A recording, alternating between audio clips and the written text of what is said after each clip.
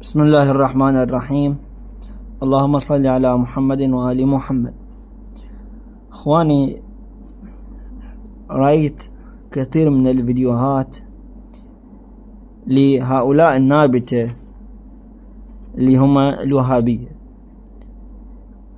اللي هم لا ينتسبون إلى أهل السنة. أهل السنة معروفين، اللي هم الأشاعرة والصوفية وأتباع أبي حنيفة وأتباع الشافعي وأتباع مالك وأتباع أحمد بن حنبل، الحنابلة الأصليون، وليسوا المزيفون اللي مثل النابتة الوهابية.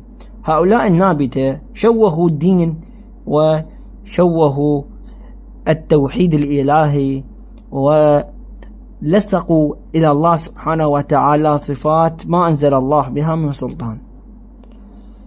من الكوارث ومن الأمور التي يؤسف عليها في الدين الإسلامي هو ظهور روايات إسرائيلية وروايات تصرح بالتجسيم لله سبحانه وتعالى. والنابتة كعادتهم بلا عقول، هم أضلوا من الأنعام، أفضل منهم. تعبدوا ربا خلقهم على الخلقة التي خلقوا عليها. أما النابتة عبدوا ربا صوروه بأذهانهم وتخيلاتهم الباطلة. فمن الصفات التي نسبت إلى الله سبحانه وتعالى وحاشاه، وأنا أكرر، الحمل على الحقيقة، حمل الصفة على الحقيقة. هذه هي المعضلة التي وقع بها النابتة الذين شوهوا الإسلام. واحد يقول لي طائفية، مو طائفية، هاي أنا جاي أتكلم من منظار الإسلام والدفاع عن الإسلام، مو من منظار العرق الطائفي والفتنة بين السنة والشيعة. ثانيا، من قال أن الوهابية سنة؟ الوهابية مو سنة، الوهابية نابتة ظهروا مؤخرا قبل 200 سنة 150 سنة تقريبا في الإسلام، ما كان لهم أي ذكر في الإسلام. هاي نابتة نبتوا من لا أستاذ لهم، لا علماء لهم. في الوقت المعاصر أصبح لهم علماء، وأصلا علماءهم يرجعون إلى ما كتب الأشاعرة. فالفضل للأشاعرة أهل السنة الحقيقيون وليسوا للنابتة. فهؤلاء النابتة، نعود إلى موضوعنا، أثبتوا لله سبحانه وتعالى صفات على الحقيقة. طيب، ما هي الصفة؟ أخي المستمع، أنت كوهابي أو كسني أو كرجل متأثر في المنهج السلفي وتريد تتبعه، أنا أنصحك لا تتبعه، لأن هذا المنهج منهج يدعو إلى التجسيم الإلهي اللي هو التوحيد. أهم الأمور في الدين الإسلامي، في الفطرة، في عالم الدنيا التي هذا الإيمان الذي سوف تحشر يوم القيامة. أنت سوف تحشر بإيمان التوحيدي، بتوحيدك لله سبحانه وتعالى وإقرارك بصفاته. طيب، الوهابية أثبتوا طبعا مو رب، ليس رب المسلمين، بل الرب الذي يعبدونه، ونحن لا نعرف الرب الذي يعبدونه، يعني ربهم الذي يعبدونه غير الرب الذي نعبده. لماذا اخواني؟ لأن الرب الذي يعبدونه يهرول. انت تقبلون رب يهرول؟ ونكو رب يهرول. احنا كنا نسمع سابقا من كنا صغار، نسمع انه الأستاذ بالرياضة يقول اذهبوا وهرولوا في الساحة مثلا، او هرولوا في مثلا في ملعب كرة قدم. أما هؤلاء لا، أثبتوا أن الله يهرول. عجيب، الله يهرول؟ نعم، الله يهرول والعياذ بالله. طبعا هو ليس الله، بل هو رب النابتة هؤلاء.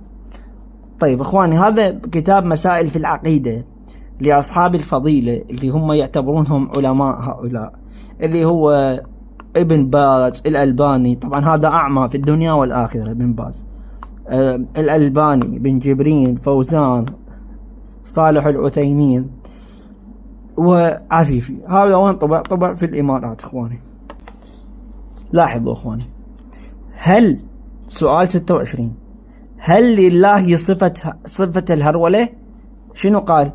قال نعم، صفة الهرولة ثابتة لله عز وجل على نحو ما جاء في الحديث القدسي، على ما يليق به. شلون يليق به وهو يهرول؟ يعني هرولة تليق بالله، هاي حلوة.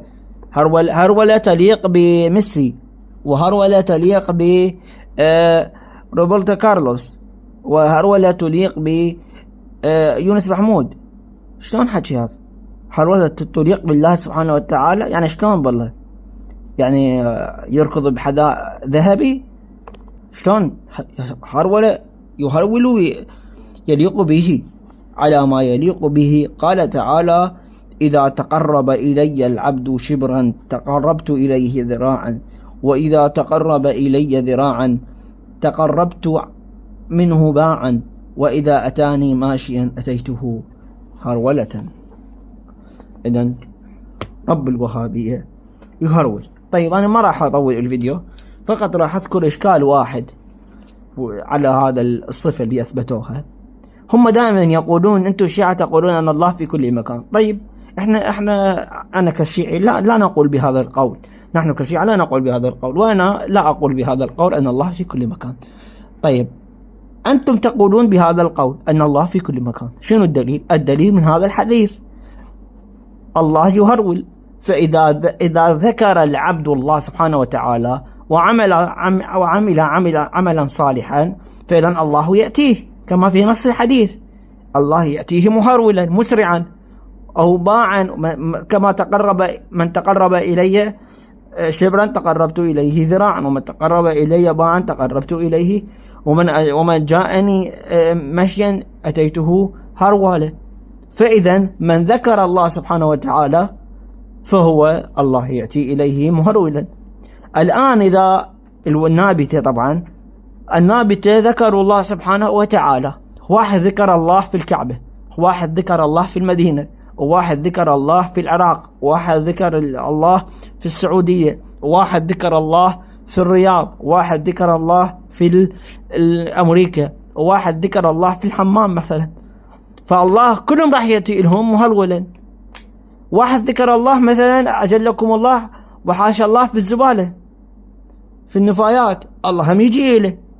طبعا رب النابتة ليس ربنا، أيضا يأتي إليه. واحد ذكر الله في الحمام يتعوذ، مو النبي أمرنا بالتعوذ من الشيطان عند دخول الحمام؟